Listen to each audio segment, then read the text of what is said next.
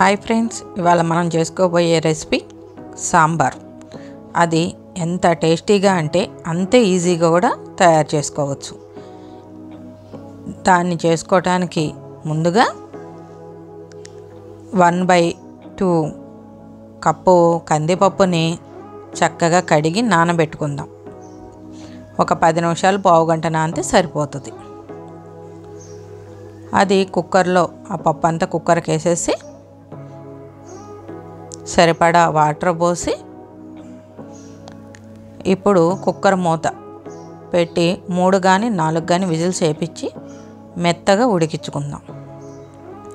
దీంట్లో పచ్చిమిర్చి 5-6, కాస్త పెద్ద ఉల్లిపాయ 1, సన్నగా తరిగిన టమాటాలు, పెద్ద పెద్ద ముక్కలుగా తరిగిన సొరకాయ, గుమ్మడికాయ, మంచి గుమ్మడికాయ, మునక్కాయ ముక్కలు, తగినంత ఉప్పు, తగినంత కారపొడి. అంటే నేను స్పూన్ వేసుకున్నాను. మీకు మీ కారానికి తగ్గట్టుగా చూసుకోండి.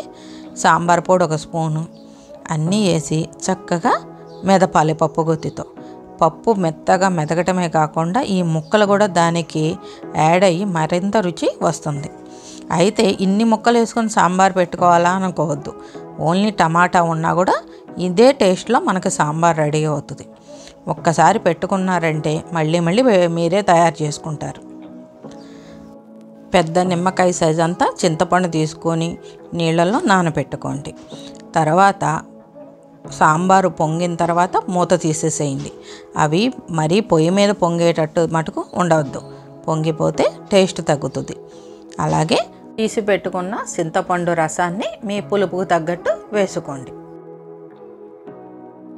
కొద్దిగా 2 స్పూన్ల బెల్లం కూడా యాడ్ చేద్దాం. ఇది కూడా అంతే, మీ టేస్ట్ని బట్టి వేసుకోండి. ఇవన్నీ ఇంకొకసారి మరిగేంత వరకు. ఇంతకీ ఈ ముక్కలు ఒక 10-15 నిమిషాల్లో చక్కగా మెత్తగా ఉడుకుతాయి అన్నమాట.